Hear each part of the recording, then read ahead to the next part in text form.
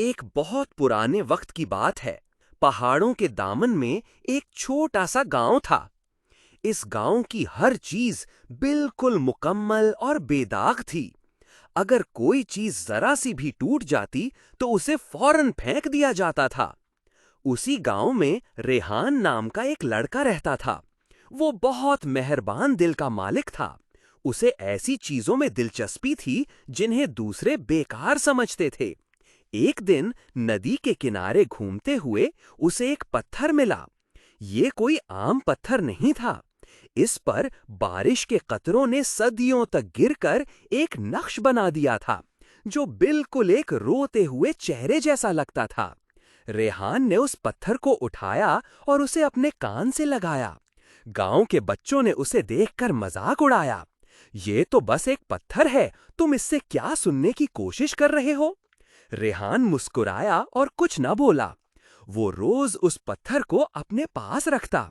जब भी वो उदास होता, वो पत्थर को अपने कान से लगाता और उसे एक खामोश सी पुरसुकून आवाज सुनाई देती। ऐसा लगता जैसे पत्थर उसकी सारी परेशानियां अपने अंदर जज्ब कर रहा हो। वो महसूस करता कि पत्थर उससे कह रहा है, सब ठीक हो जाएगा। एक दिन गांव पर बहुत तेज तूफान आया। सब लोग डर गए। रेहान अपने घर के कोने में बैठा उस पत्थर को थामे हुए।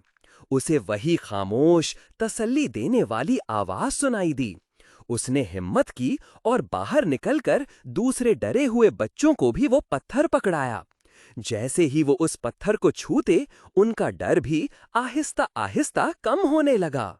तूफान गुजरने के बाद सब बच्चों ने रेहान से पूछा, इस पत्थर में ऐसी क्या खास बात है? रेहान ने जवाब दिया, ये पत्थर हमें सिखाता है कि खामोशी में भी बहुत ताकत और सुकून होता है। ये हमें सुनना सिखाता है, ना सिर्फ कानों से बल्कि दिल से। और उस दिन के बाद गांव वालों ने समझ लिया कि हर चीज की अहमियत उसके सिर्फ दिखने में नहीं होती। कभी-कभी सबसे गहरा पैगाम खामोशी में छुपा होता है।